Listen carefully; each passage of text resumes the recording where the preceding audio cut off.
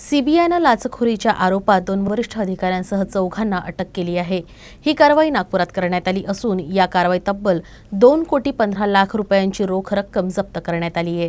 Petroleum and explosive safety ऑर्गनायझेशनच्या 2 प्रमुख अधिकाऱ्यांना लाचखोरी प्रकरणी अटक केल्यानंतर न्यायालयीन सुनावणी दरम्यान आणखी अनेक खुलासे झाले आहेत। या प्रकरणातील 4ही आरोपींना गुरुवारी जिल्हा सत्र न्यायालयात असलेल्या सीबीआय कोर्टरूममध्ये हजर करण्यात आलं। सीबीआय आणि आरोपींच्या वकिलांची दीर्घ उलट तपासणी केल्यानंतर न्यायालयानं आरोपींना 6 जानेवारीपर्यंत सीबीआय कोठडी सुनावली आहे।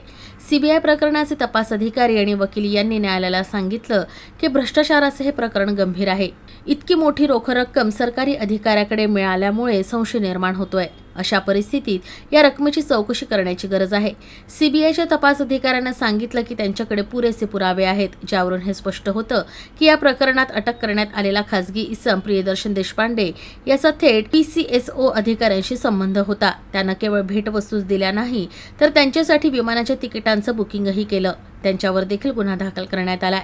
आरोपी अशोक कुमार दलेला आणि विवेक कुमार हे उपमुख्य नियंत्रक पदावर कार्यरत आहेत। दरम्यान सीबीआयनं न्यायालयात युक्तिवाद केला की हे दोघेही थेट अर्थ मंत्रालयाशी संबंधित आहेत, तर लवकरच या प्रकरणात आणखी काही खुलासे होण्याची शक्यता आहे। सीबीआई ने पैसों पर दबिश देते हुए भ्रष्टाचार के संगीन मामले में 2 वरिष्ठ अधिकारियों को गिरफ्तार किया है। सीबीआई की माने तो आने वाले दिनों में उसकी जांच का दायरा बढ़ सकता है और संभव है कि पैसों ऑफिस के कई और बड़े अधिकारी और कर्मचारी न केवल उसकी जांच की रडार में आए बल्कि सलाखों के पीछे भी जाएं।